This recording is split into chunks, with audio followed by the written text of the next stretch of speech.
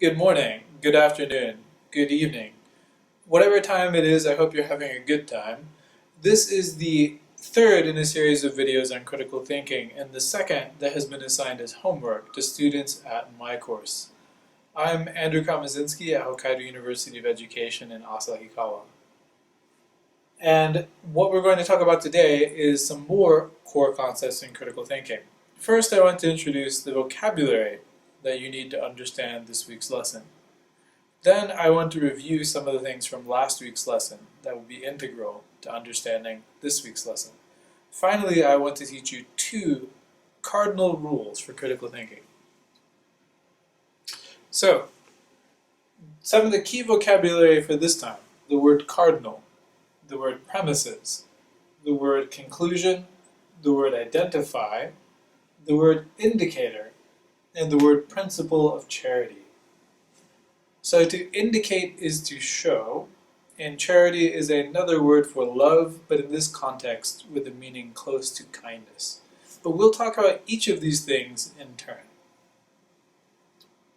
So first we want to review the first lecture. In the first lecture, one of the key concepts we talked about was statement. A statement is a claim that can be either true or false.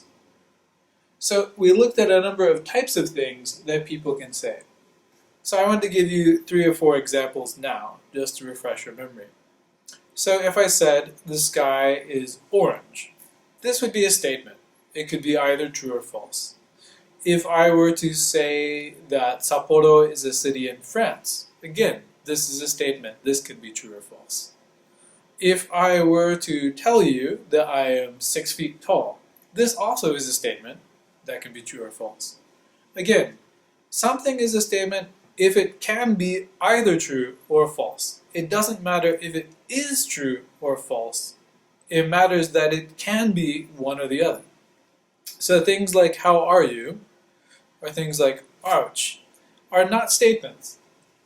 We divide statements into 2 types in critical thinking. One is the conclusion. This is the statement you are trying to prove is true. The other is the premises, and these are statements that you believe are true that can serve as the basis for further proof. So the premises support the conclusion. You don't actually have to believe your premises are true. You just have to think they would help with the conclusion you want. So, if I want to convince you to give me all of your money, helpful premises could be the world is ending, that if you give it to me, I'll give you twice as much money, or that I am going to sell you soup curry, which is the most delicious food in Hokkaido. We also looked at what it meant to say something is logical. So this slide is actually something I made new for this version of the class, based on a question I got last semester. So if you have questions, please ask, because they'll help you and future students to understand the material better. So something is logical if the meaning of each part is clear. The parts are connected. The order of the parts easily leads to the conclusion, and the role of each premise supports the conclusion. So we'll look at each of these ideas in more detail this week and next week. This week we're going to focus on 2 things. Another thing that we should mention is there are many different ways to talk about arguments, and each of them has a different meaning. So we can say an argument is good or bad. Normally, we say this if the argument is convincing or not convincing, meaning can someone begin to believe what we're saying or not based on the argument. So if I begin by saying, if the sky were orange, then you should give me all of your money, this is not a very good argument. If I were to begin by explaining that I have a surefire plan where I can make you more money, it's a little bit better of an argument. Perhaps it's still bad. Strong and weak are terms that we will look at later in the semester, but strong and weak apply to types of arguments where it's not a guaranteed thing. Even if all the premises are true, the conclusion can still be false. So please put these terms in your head for now. Reliable and unreliable. Again, we'll look at these terms a little bit later.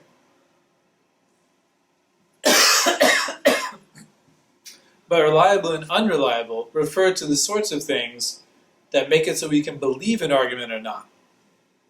Valid and invalid, these are terms that are going to matter a lot to us. And the key to these two terms relates to deductive arguments. The word sound is also a term for deductive arguments. So I won't define them now, because we'll look at them later. But these three terms are for deductive arguments. These four terms are mostly for inductive arguments, and these top two are useful, but they're not especially good critical thinking terms. So, a good argument, just to explain again, a good argument leads from premises you accept to a conclusion you do not yet believe. So we start with the premises we like, and this takes us to the conclusion that we want. When this happens, we say an argument is a good argument, or at least good for us. So I want to begin now with the cardinal rule when we're looking at other people's arguments. And that cardinal rule is identify the premises and the conclusion. So behind this rule, there's an important idea. And that important idea is called the principle of charity. Charity is an old word for love. Now charity often means to give money, but this is only because it used to mean to love people. And one of the ways that you can help people is by giving them money or assistance. So if you feel love towards people, you're nice to them. So the principle of charity is be nice to other people's arguments. Believe other people are presenting logical arguments, which means this. Try to make sense of these arguments by viewing them as having premises and conclusions. So take the argument that they're making, or take what they're saying, and think about how you could view it as an argument. When you do that, you might be able to make better sense of what they're saying. So, the main thing we want to do as the very first thing in all parts of critical thinking is this. We want to identify the conclusion. So ask yourself, what are they trying to convince the reader of? What is it they want to say most of all? From that, look for indicator words for the conclusion. Words like therefore, ergo, thus, so, and then. So let me give you an example. Cats with long hair shed all over the house, so you should not get a long-haired cat. I've also heard they have lots of fleas. So this is not a well-organized argument. There's several problems with it. But the first thing we want to do when reading charitably is to look for the conclusion. So if we look, there are three things in this argument, but we need to ask ourselves, what do they want to say? The answer is they want to say, you should not get a long-haired cat. So this is our conclusion, so we want to work with that. Alright, second part of the very first thing we want to do. After identifying the conclusion, think of how they support this. So here we want to look for indicator words for premises, words like since, because, also, if, given that. So if we rearrange this, because cats with long hair shed all over the house, you should not get a long-haired cat. Also, I have heard they have lots of fleas. So we have this word also and this word because. And both of these words tell us that what we're looking at here are premises. The second critical rule, second cardinal rule that we want to look at is to develop your ideas in a natural order. So, looking at the same argument, cats with long hair shed all over the house, so you should not get a long-haired cat. I have also heard they have lots of fleas. The conclusion is that you should not get a long-haired cat. Premises, cats with long hair shed, that is lose hair, and cats with long hair have lots of fleas. Now, if we want to be charitable to this argument, we'll put it in this order, or we'll put the conclusion last. So, let's test ourselves in finding premises and conclusions. So I will read argument 1. I deserve a raise. I'm very good at my job.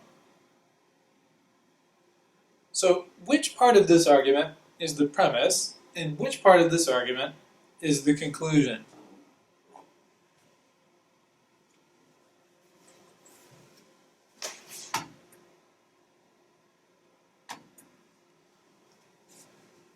Alright. This is our conclusion. How do I know? Well, if we think about it, this is what I want.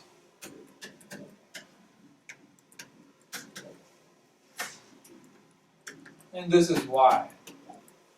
So why supports what I want. Second argument. Jesse is 1 year old. Most 1-year-olds can walk. It follows that Jesse can walk. Okay. This time, this is our conclusion. We can see this in two ways. One way is we have this word follows. And the word follows is going to tell us that something is a conclusion, because that means the other things lead to it. Now, what is leading to it? So we have something interesting here. We're told that he is 1-year-old, and then we're told most 1-year-olds, and then that takes us to the conclusion. So we have a pattern here, where these two premises build up to this conclusion. Argument number 3. Hokkaido University of Education at Asahikawa will win the championship because they have the best team. So I hope this one isn't hard to see either. So our conclusion is here. In this case, we have a hint. The word because is also an indicator word, but this time it shows us that what we're looking at next is a premise. So things after because they have the best team, is a premise. So,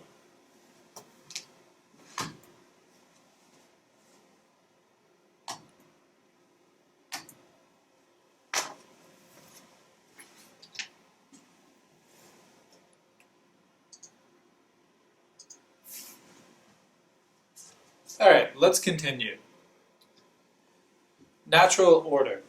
So when you make your argument, you should make it easy for your listener or reader to understand. This means following one of two patterns. Either conclusion, premise, premise, or premise, premise, conclusion. If you follow either of these patterns, this will make it much easier for your listener or your reader to know what you're saying. So when we look at other people's arguments, good arguments usually have one of these two patterns. And when we make arguments, we try to make them with one of these two patterns. So let me give you examples. This is an example of premise, premise, conclusion. All mammals... So let me give you two examples. This is an example of premise, premise, conclusion. All whales are mammals. All mammals are warm-blooded, so all whales are warm-blooded. So, premise, premise, conclusion. Let me give you an example of conclusion, conclusion. Let me give you an example of conclusion, premise, premise. HUE Asahikawa is a great school. It has a wonderful cafeteria. The students are very nice. So, again, no indicator words here. But the hint that we have is these two things build into this. This is larger than either of the premises. So you have conclusion, premise, premise. So I'm Andrew Komasinski at Hokkaido University of Education, Asahikawa. Thank you for watching this flip video. This is the third video, the second one assigned as homework, in a series of flips for the class Critical Thinking at Hokkaido University of Education in Asahikawa.